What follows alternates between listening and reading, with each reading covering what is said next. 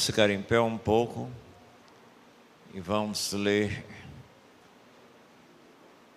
o Salmo 116, 12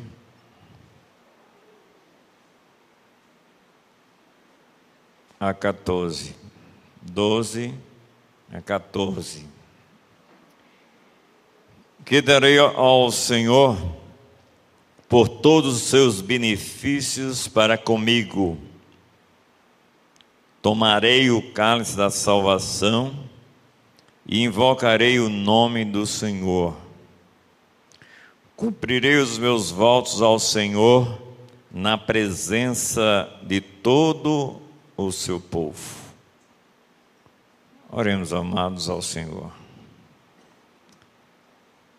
Querido Pai, Tu sabes que nós não somos nada sem Ti, nem podemos. Tu és a única razão da nossa existência. Em Ti nós existimos, nos movemos, respiramos.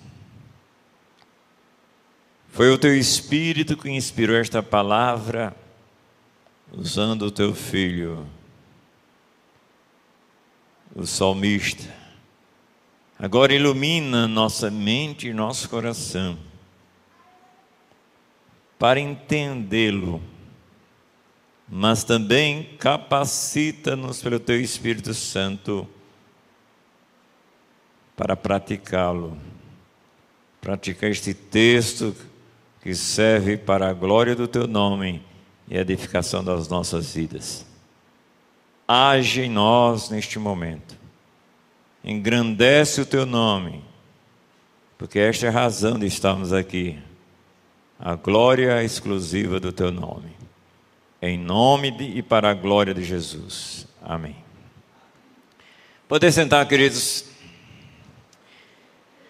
Hebreus 9, 27 nos apresenta que está ordenado o homem morrer uma só vez, e vindo depois disto o juízo. Este texto é riquíssimo, porque nos ensina que que nós vamos morrer. Se é algo certíssimo em nossa vida que nós vamos morrer, a expressão é estar ordenado, né? A outra coisa que me ensina este texto é que você vai morrer, por isso você tem uma única oportunidade nesta vida. Não vai ter outra oportunidade para que você exerça aquilo que Deus quer que você exerça, que você seja aquilo que Deus quer que você seja.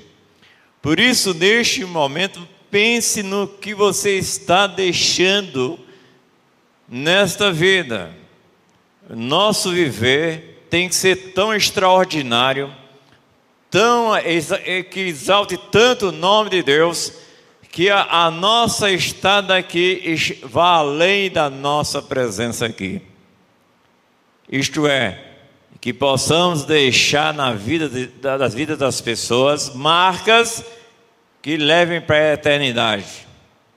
E nós, queridos, nós podemos pensar nisso, e que na lápide, na pedra, quando você estiver sendo sepultado, alguém tenha saudade de você.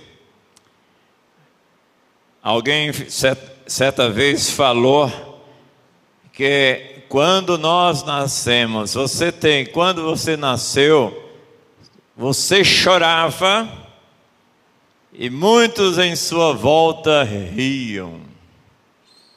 E você tem que deixar esta vida, ao contemplarem o seu caixão, muitos chorem e você esteja regozijado lá na presença de Deus.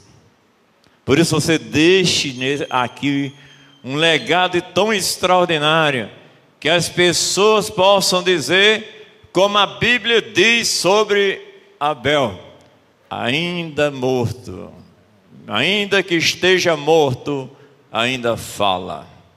Que seu exemplo, sua vida, possa deixar isto gravado nos corações. Deus não quer pessoas que impressionem. Deus quer pessoas que influenciem outras pessoas para a eternidade. E nós vemos, meus queridos, baseados na palavra de Deus, que nós temos duas coisas nesta vida que são eternas. A primeira coisa que podemos ver nesta vida que é eterna é a palavra de Deus. Passará os céus, passará a terra, mas a palavra de Deus, a palavra do Senhor, nunca há de passar. Nosso querido Isaías 40, versículo 8, diz que essa palavra permanece. Seca-se a erva, murcha a flor, mas a palavra do Senhor permanece para sempre. Outra coisa que permanece para a eternidade são as pessoas. Ou a eternidade com Deus, ou a eternidade sem Deus. Ou a eternidade no céu, ou a eternidade no inferno. Por isso que você tem que usar bem todas as oportunidades da sua vida para marcar as vidas das pessoas para a eternidade. E nós vamos, irmãos, baseados nesse texto, pensar em três coisas que nós podemos fazer nesta vida. Podemos já ter nessa vida algumas delas, para que possamos marcar as pessoas e trazer para as pessoas o estigma, a marca de Cristo nas suas vidas. Primeira coisa que podemos aprender nesses textos, quando o salmista faz uma pergunta: que darei ao Senhor por todos os seus benefícios para comigo? Na verdade eu fico a pensar, amados, eu fico a pensar comigo mesmo, que eu não tenho nada para dar ao Senhor, mas eu devolvo o que Ele já me deu. A expressão de Davi, como falei em 1 Crônicas 29, ele expressa isso: quem somos nós para darmos alguma coisa a ti? Tudo vem de ti, da tua mão tu damos. E nós precisamos, irmãos, pensar. A primeira coisa que o nosso querido salmista chega a expressar é: cumprirei os meus votos ao Senhor na presença de todo o meu povo. Mas antes ele diz aqui, irmão, no versículo 13: tomarei o cálice da salvação. Vamos pensar essa primeira expressão: tomarei o cálice da salvação. Cálice, irmãos, oferecido dava a ideia de uma coisa trágica ou uma bênção grandiosa. Nós sabemos que para muitas, para as pessoas que estavam lá no Calvário, o cálice tomado por Jesus Cristo era terrível. Era uma das coisas que Jesus Cristo foi humilhado, mas para nós foi um cálice de bênção gloriosa. Mas, queridos, a base de nossas convicções está no que Cristo fez por nós. E nós precisamos pensar nisto. Nós precisamos colocar em nosso coração que a vida cristã não é uma superficialidade. A vida cristã não é a crença em coisas. Mas a vida cristã verdadeira é uma convicção plena. Eu tenho expressado aqui que a crença é algo que você se apega, mas a convicção é algo que se apega a você, de tal modo que você possa morrer por isso. Os queridos Sadraque, Mesaque e Abednego, lá na Babilônia, expressaram isto.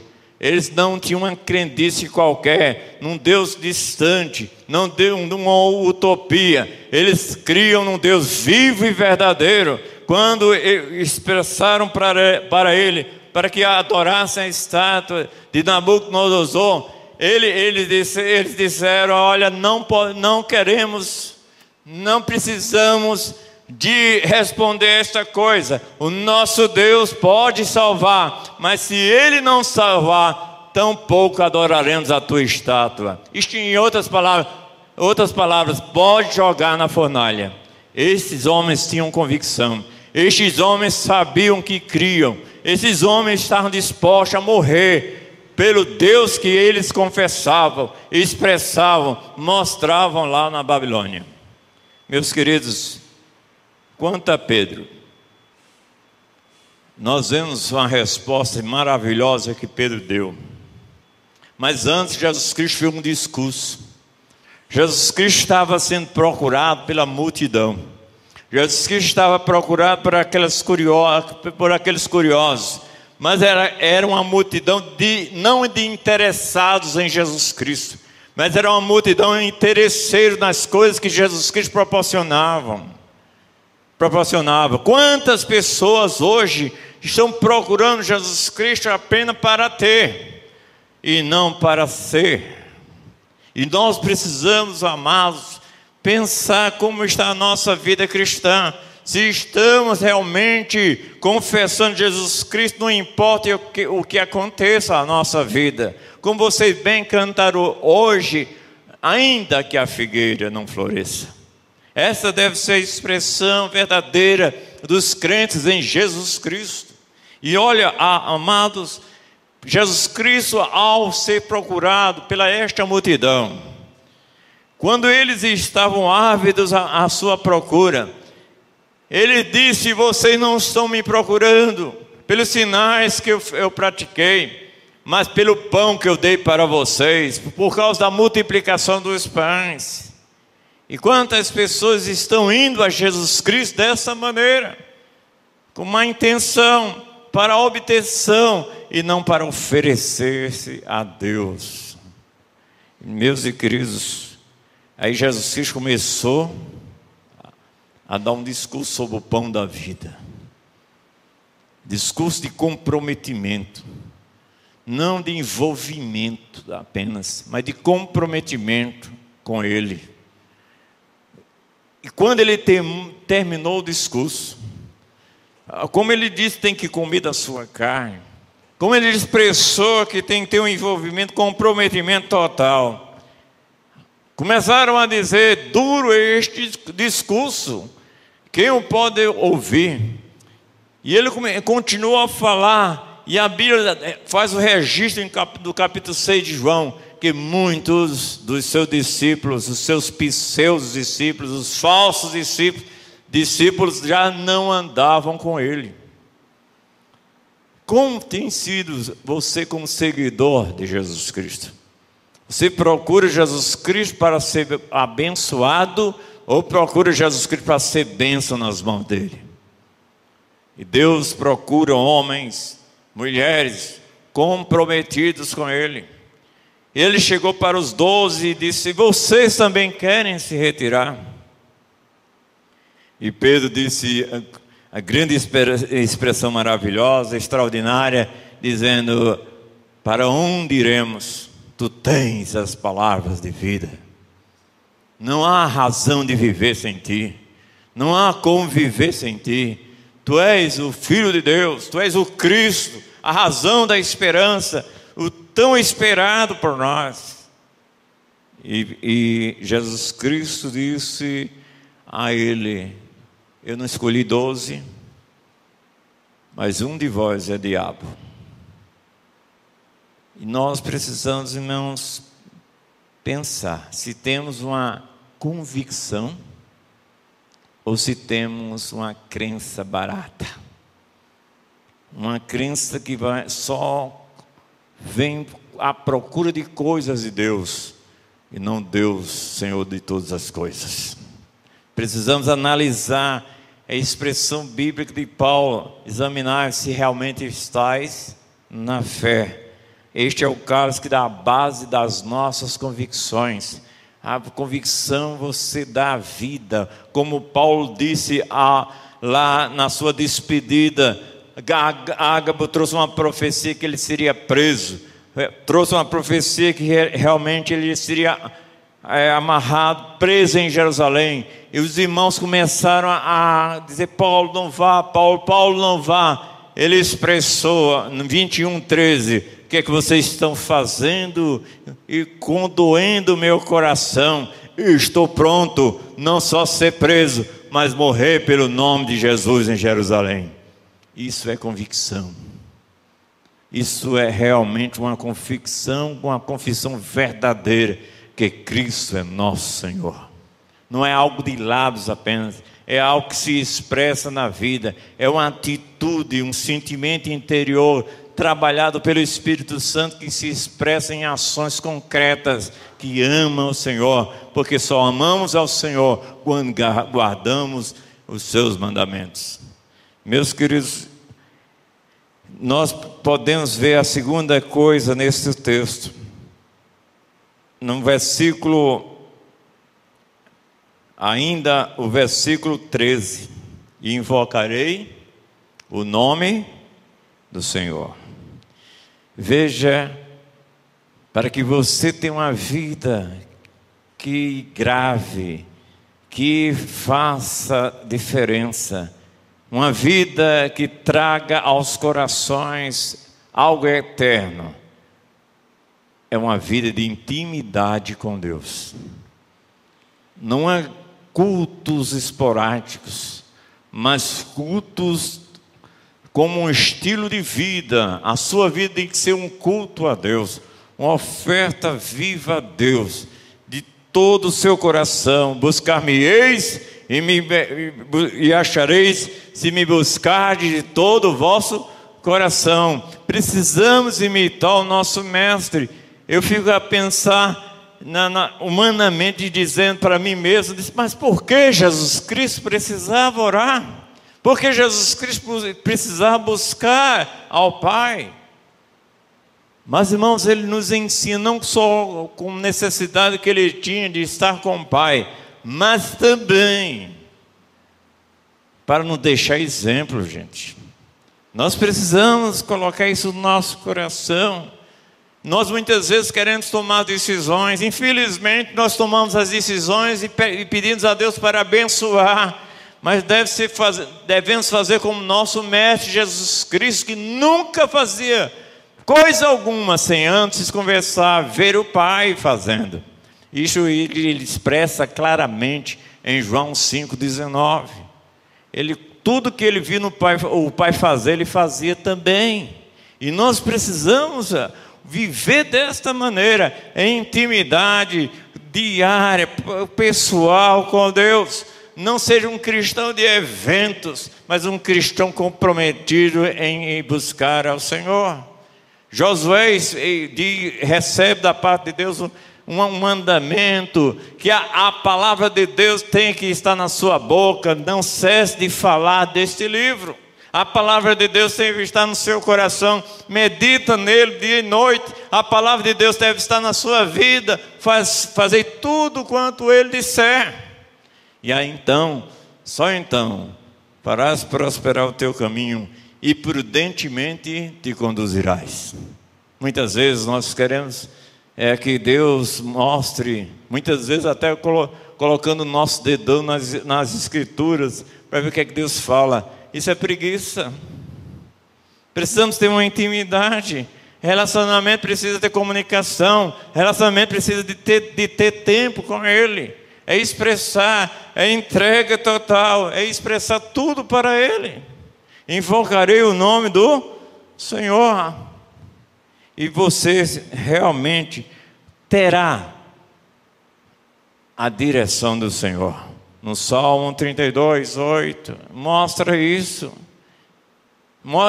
A expressão naquele salmo mostra que Deus está interessadíssimo em guiar você.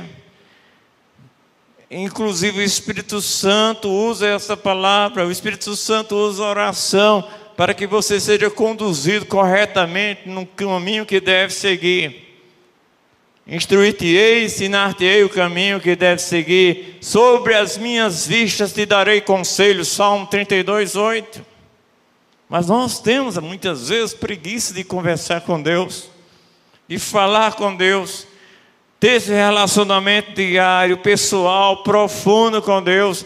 Não viva na superficialidade. Busque ao Senhor de todo o seu coração, de todo o seu entendimento, todo o seu ser. É isso que Deus quer que façamos, amados. Para que você tenha uma qualidade de vida, para que você possa realmente trazer lições preciosas para as outras vidas, partilhar dessa grandeza do Senhor na sua vida. O salmista disse: invocarei o quê? O nome do Senhor. Queridos, quando a gente busca o Senhor, quando a gente vai para a palavra de Deus, a gente está dizendo: Deus, eu preciso, eu dependo de Ti. Não quero viver pelos meus próprios meios, pela minha própria força, que não dá certo. Precisamos viver para ter uma qualidade de vida na dependência de Deus, como o próprio Cristo fazia. Em terceiro lugar, meus queridos, estar aí no versículo 14. Como você marcar a vida das pessoas, como você ser bênção na vida das pessoas. Precisa primeiro ter convicção genuína. Precisa, segundo, buscar intimidade com o Senhor. A intimidade do Senhor é para aquele que o busca. A intimidade do Senhor é para aquele que realmente está em linha com Ele em oração. A oração é algo que a Bíblia mostra que não é opção para a vida do crente. A Bíblia nos mostra que a oração é um dever. E a Bíblia, Jesus Cristo expressa isso numa parábola, e ele começa dizendo que ele disse essa parábola: o dever de orar sempre e nunca esmorecer. É assim que nós temos intimidade com o Pai. Mas a terceira coisa: cumprirei os meus votos. Nós podemos dizer aqui que é um testemunho duradouro, que expressa a todos, que leva a todos. Ele diz que cumprirei os meus votos na presença de quê? De todo o seu povo. E você, irmão, precisa fazer isso. As pessoas aí fora, o seu irmão que está à sua direita, à sua esquerda, não conhece o seu coração, não conhece o seu íntimo. Isso é com o Senhor. Ele vai ver em você expressões como obras, como ações. Ele vai ouvir palavras, e nós precisamos colocar nas mãos do Senhor, para que o testemunho seja eficaz. A Bíblia diz: brilha a vossa luz diante de quem? Dos homens, para que vejam as vossas boas obras e glorifiquem ao Pai que está nos céus. Mateus 5,16. Você estará aqui, amado, não para morar simplesmente, para estar aqui simplesmente. A ideia de Deus que começa aqui é que você seja semelhante a Cristo. E neste semelhante a Cristo, você tem que realmente marcar a vida das pessoas. Nós fomos escolhidos por Deus na pessoa de Jesus Cristo, e nós fomos escolhidos em amor. E a Bíblia, Jesus Cristo falou, expressando isso no capítulo 15, versículo 16 de João: não foste vós que me escolheste, eu escolhi a vós, para que vades e deis frutos, que faça diferença, que mude pessoas, que arrebata as pessoas do fogo para a eternidade com Deus. E olha bem, como nós poderemos fazer isso? Dedicar primeiramente tempo. Nós falamos do tempo com Deus, mas dedique o seu tempo para servir as pessoas. O mais alto posto no reino dos céus, o mais alto posto na igreja do Senhor, não é o pastor, não são os presbíteros, não são os diáconos, mas são os servos. E expressou Jesus Cristo: maior dentre vós seja aquele que sirva. E nós precisamos colocar o tempo nas mãos de Deus.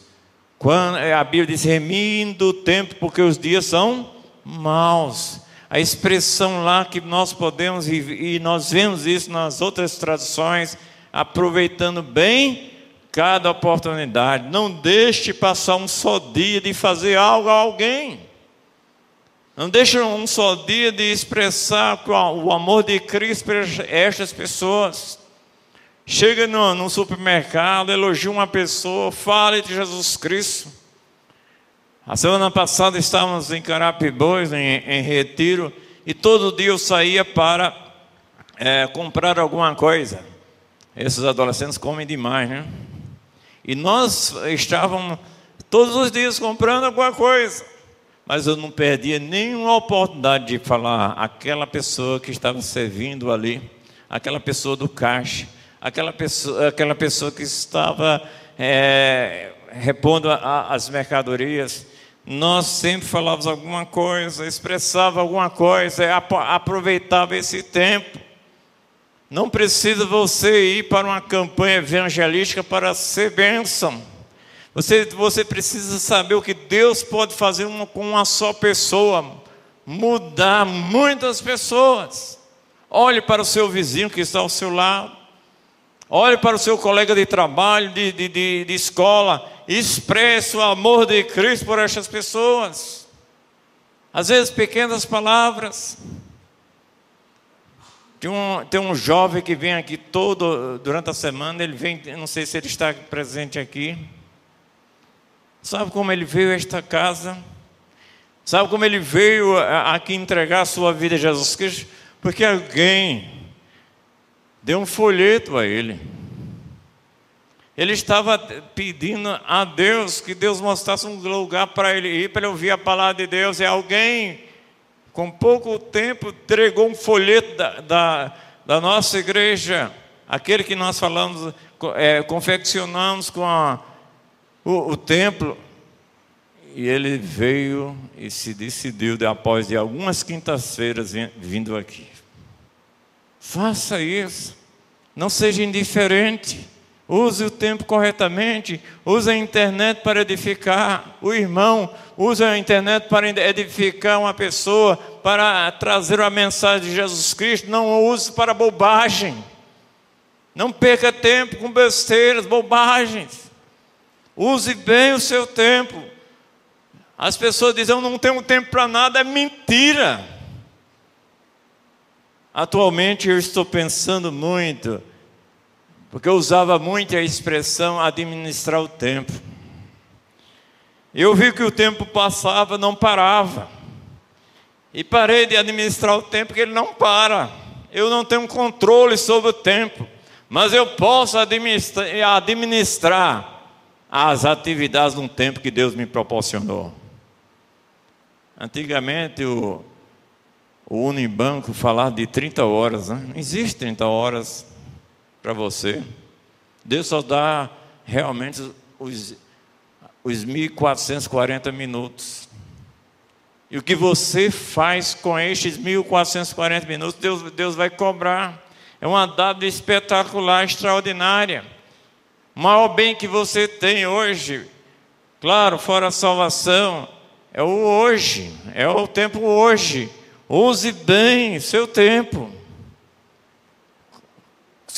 com Deus, seu tempo com as pessoas. Como falei no começo, duas coisas vão para a eternidade: a palavra de Deus e pessoas. Por isso use o tempo corretamente, cumpra esse voto que já foi dado por Deus a você. O voto a gente expressa a Deus, mas quando você se converteu, se comprometeu com Deus para dar um testemunho. Jesus Cristo disse: mas recebereis poder ao descer sobre vós o Espírito Santo, semeis minhas testemunhas. Onde?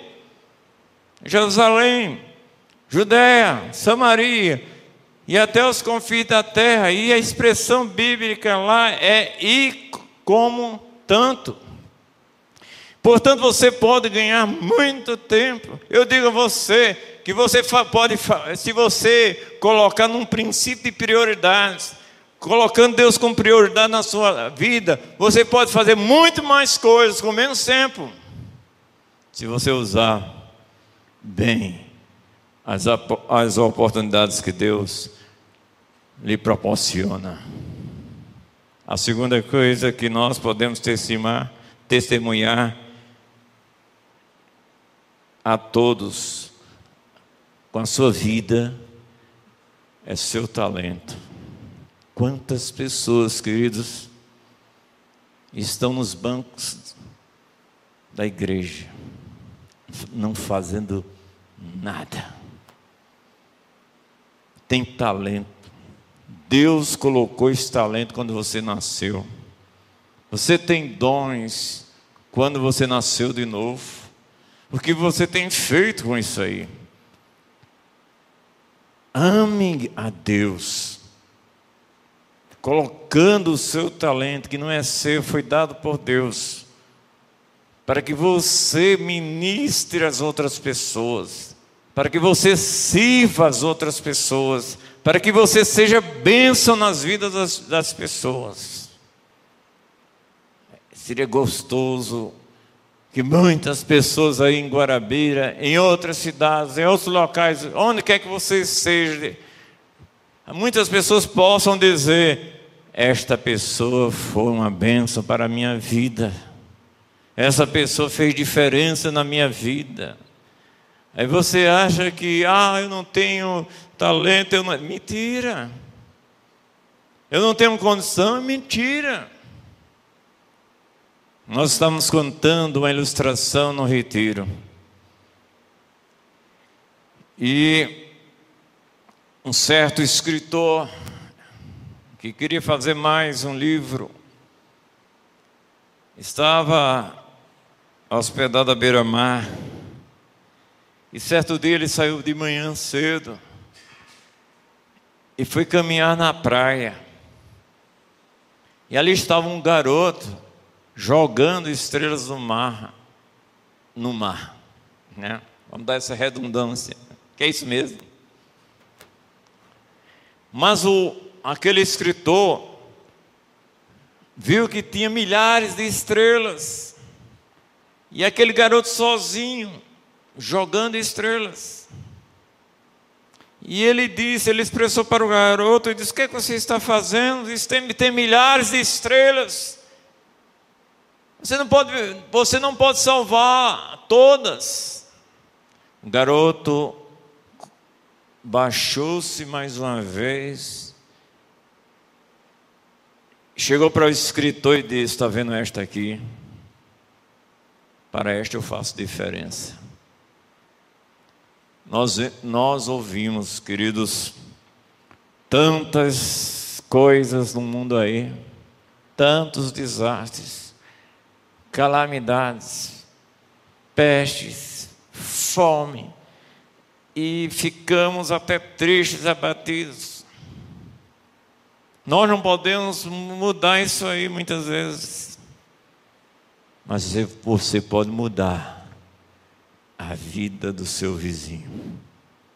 Ele está perto de você, não por acaso, mas um ato da soberania de Deus que o colocou perto de você, na sua casa, no seu trabalho, na sua escola, e ali Deus quer que você faça a diferença. Você diz que não tem tempo para evangelizar. Pense um dia, estacionar seu carro, pegar apenas 10 folhetos, 15, dar uma volta no quarteirão da sua residência, distribuindo folheto e volte para casa. Faça isso costumeiramente. Bote na sua cabeça, na sua mente: eu vou ajudar uma pessoa pelo menos por dia, vou fazer diferença. Bote na sua cabeça e orar por pessoas. A Bíblia nos ordena isso, orar por todos os homens, principalmente os que estão investidos de autoridade. Nós vemos aí nas ruas do Brasil protestos e mais protestos. reclamando direitos, mas quem tem reclamado deveres, quem tem realmente expressado, eu vou fazer isso acontecer, mas direitos sempre querem. Não estou dizendo que é errado pedir os seus direitos, mas também, cuidado, você tem obrigações. Faça a diferença. A terceira coisa, querido, que você pode testemunhar, expressando Deus na sua vida, é você se vir ao Senhor com seus bens. Pega o seu dinheiro para servir ao Senhor. Quantas pessoas fazem projetos para esta vida como se fossem viver a eternidade aqui? Projeto de construção, projeto de profissão, projeto mais projetos. E qual é o projeto que você tem feito para a eternidade usando o seu dinheiro? E Deus não manda isso? Que o nosso tesouro não deve estar por aqui? Deus não expressa isso, que você tem que granjear para a eternidade? Faça diferença com o seu dinheiro. Ajuda o próximo. Fortaleça uma pessoa. Seja uma pessoa intencional em ajudar. Seja uma pessoa que use o seu dinheiro para isso. Lá está o trabalho de areia, o que é que você tem feito? Eu estou dizendo isso porque eu quero dizer a vocês que eu tenho que ser exemplo nisso.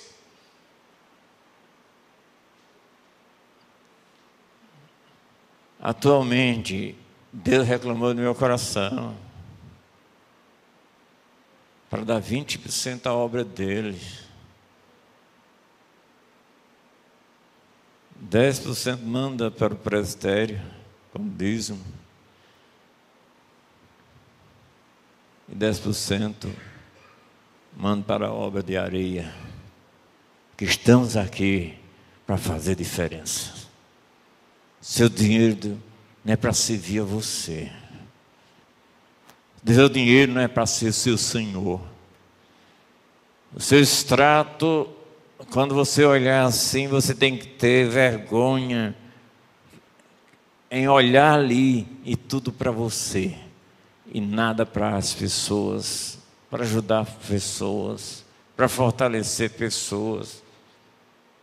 Precisamos fazer isso, não é coisa demais, não. Você diz, mas pastor, eu não tenho nem emprego. Eu não tenho nada. Como é que eu vou fazer isso? Você pode. Abra em 2 Coríntios capítulo 8. Nós sabemos de cor, amados, esse texto, mas eu queria que você olhasse, você mesmo lesse, 2 Coríntios capítulo 8. Estes irmãos, foram noticiados a eles, que um grande problema estava na Judeia. Os cristãos da Macedônia ouviram, mas não ficaram dizendo, coitados, que pena. Aqueles irmãos estão passando necessidade, eu sou pobre, não posso fazer nada. Veja, o que diz aqui, amados, vamos olhar o 2 e o 3 apenas. Porque no meio de muita prova de tribulação, manifestar abundância de alegria, e a profunda pobreza.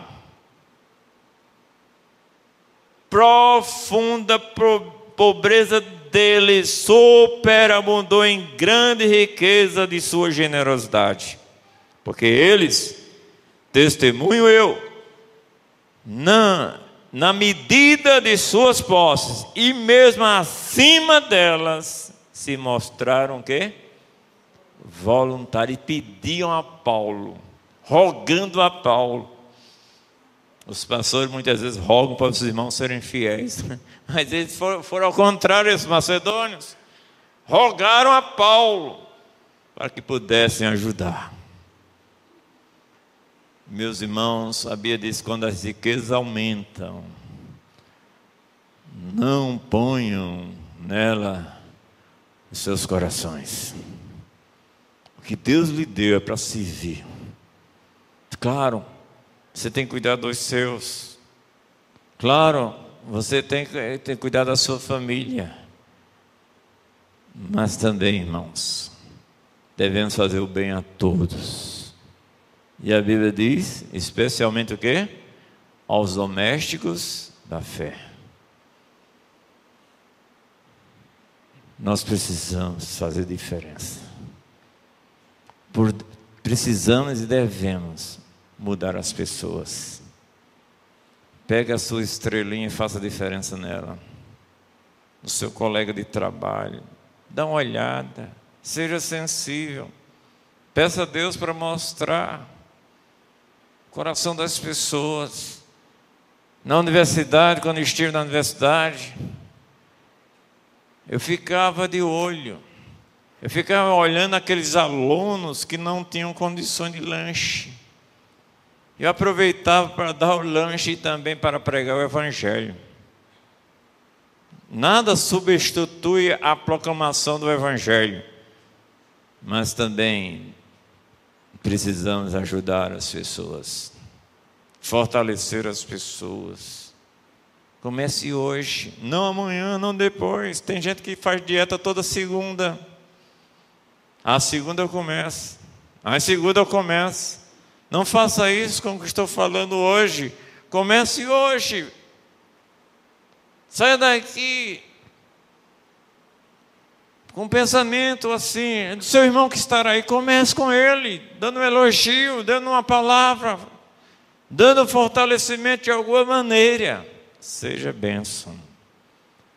Meus queridos, que nós possamos ser alertados pelo Espírito Santo, inquietados mesmo, para ter convicções genuínas a ponto de uma entrega tão grande ao Senhor, tão completa ao Senhor, que estejamos prontos para morrer por Ele.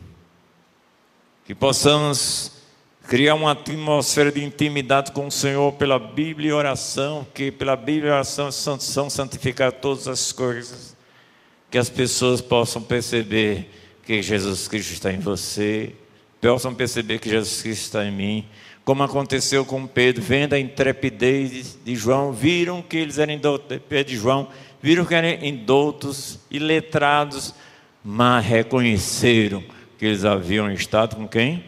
Com Jesus. Sim, que você possa testemunhar de uma maneira tão eficaz, que as pessoas não presenciem você apenas palavras vazias, mas demonstração do amor de Deus por elas. Para encerrar, amados, certa vez eu estava pregando numa residência lá em Campina Grande. Eu me lembro até da rua Olegário Maciel, no bairro do Monte Santo. Quando eu estava pregando para aquela senhora, aquela família paupérrima, a mulher parece que não estava me ouvindo, porque ela expressou algo que eu parei de pregar. Meu neto não comeu ainda hoje, porque não tem leite. Eu não consegui continuar a pregação sem antes colocar a mão no bolso e dar o dinheiro para 2 latas de leite para ela. Depois eu preguei. E Deus é tão extraordinário que ao chegar na minha residência tinha um telefonema para ir buscar uma oferta numa casa. E simplesmente aquela oferta tinha 8 vezes o que eu tinha dado. Porque Deus quer que eu faça diferença. E com esta que Deus vai proporcionando a você, é para servi-lo, para glorificá-lo, para fazer diferença na vida das pessoas. Que Deus abençoe. Querido Deus, te louvamos, porque tu estás aqui. Tu conheces cada coração, conheces o meu coração. Nós somos tão negligentes aos teus mandamentos, às tuas ordenanças. Por isso suplicamos que tu operes em mim e opere nos meus irmãos o teu querer, o teu efetuar segundo a tua boa, perfeita, agradável vontade.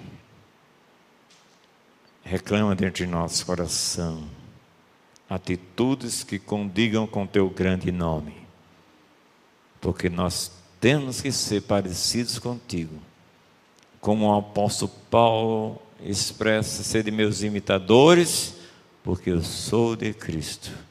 Eu te peço e te agradeço, em nome de Jesus. Amém.